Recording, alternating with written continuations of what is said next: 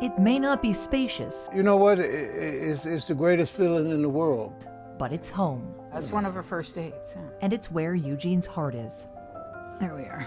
For the last 24 years, Yeah, I think it was 2000. Eugene's home was a 4x6 cell. No, you were gone in 2000. Yeah, 1999. That was the year these smiles faded. I robbed a Shell gas station, mini mart, I think for like $97. I had a pellet gun. I was hooked on crack cocaine. Eugene says his mother was a drug addict. His first arrest at 8 years old. Life wasn't easy for me. And he estimates at least 100 after that. 6 prison terms later. But I wound up with 40 years to life. But thanks to a series of prison reform laws, he's back home with Barb, his wife, the love of his life. I didn't think I was ever getting out of prison. And this time, Eugene swears he's not going back. There's a difference between somebody saying something and somebody doing something. And since he's been out, he's done everything that he said he was going to do. Everything includes completing the state's parolee reentry program, named STOP, short for Specialized Treatment for Optimized Programming, designed to help parolees successfully re-enter society so they don't return to prison. STOP is run by 4 private contractors, some with ties to former California prison leaders. They contract with nearly 200 nonprofits and for-profit subcontractors, which provide free parolee housing and rehabilitation in roughly 450 halfway houses and treatment centers, like the one Eugene lived in for the last 9 months. Getting out of prison this time, it was totally different from all the other times I got out. While STOP is voluntary, for Eugene, living in a halfway house was a condition of his release, and STOP's program is free.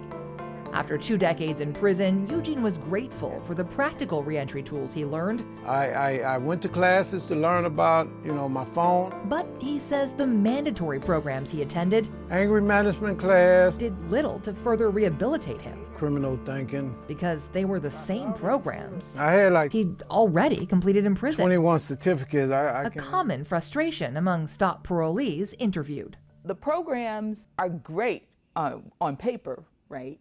How they're being implemented is a whole nother question. That's what CalMatters reporter Byronda Lyons began investigating a year ago, when the Corrections Department couldn't answer a simple question about the reentry program that costs taxpayers $100 million a year. And I said, oh, they can't even clearly answer how many people participate in this expensive program. And so then I just started digging. And she uncovered state officials rarely review the private contractors and their subcontractors running these programs. Some subcontractors that manage reentry homes lease their facilities from their own executives, raising conflict of interest red flags. And several subcontractors are operating with suspended business licenses or revoked nonprofit statuses, meaning they're barred from doing business in California while they're being paid by the state. The state had no idea. I asked them if they knew about this, and their simple answer to me was no, period. But maybe more concerning, CalMatters found the state doesn't collect data on how many STOP parolees find jobs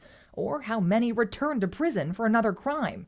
The data they do have reveals fewer than half the STOP parolees completed even one of the services offered. As you've noted in your own reporting, the Inspector General, the Auditor, the LAO, constantly these institutions are telling the state, we're spending money on rehab, but we're not doing a very good job of tracking whether it's working well. She points to our recent investigation on in-prison rehabilitation, which also found the state's data is outdated, inaccurate, or doesn't exist. I need that data. The rest of the legislature needs that data. Assembly Public Safety Chair Reggie Jones-Sawyer says while California has reduced its prison population through new laws that increase early release credits, he wants data to assure the public that those former inmates are not out committing more crime. Data-driven innovation. The lack of data frustrates both critics and supporters of the governor's $380 million plan to reimagine rehabilitation.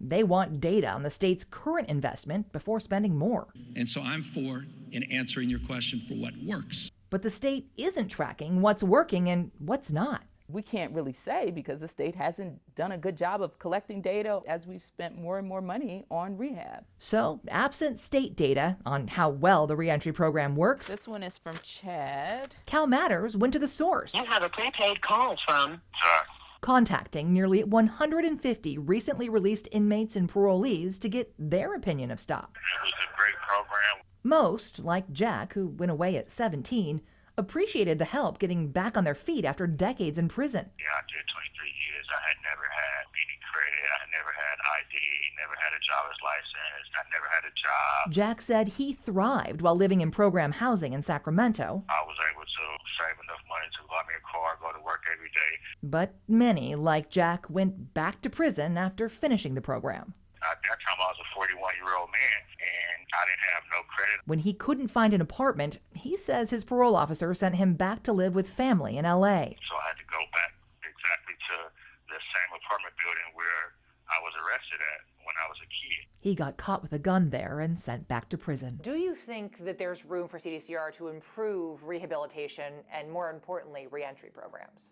There's always room for improvement. Ralph Diaz used to lead the Department of Corrections. He couldn't speak specifically about STOP, but is concerned about the lack of state rehabilitation data. I believe we're doing ourselves a disservice in how we are measuring what we're doing. All 4 STOP contractors told CalMatters they were proud of their work, but they declined interviews with CBS. One provided a statement to CBS saying it conducts self-audits and welcomes CDCR to conduct site visits, but wouldn't answer our questions, noting they must, quote, receive approval from CDCR. Another contractor simply referred us to CDCR. CDCR declined interview requests, but sent us a lengthy statement describing the STOP program. I've always believed that credit earnings, vocational certificates, participation in self-help groups are all great. But the change of heart has to occur to make all those other things mean something. Eugene insists he has had a change of heart. For once in my life, I was thinking about someone else.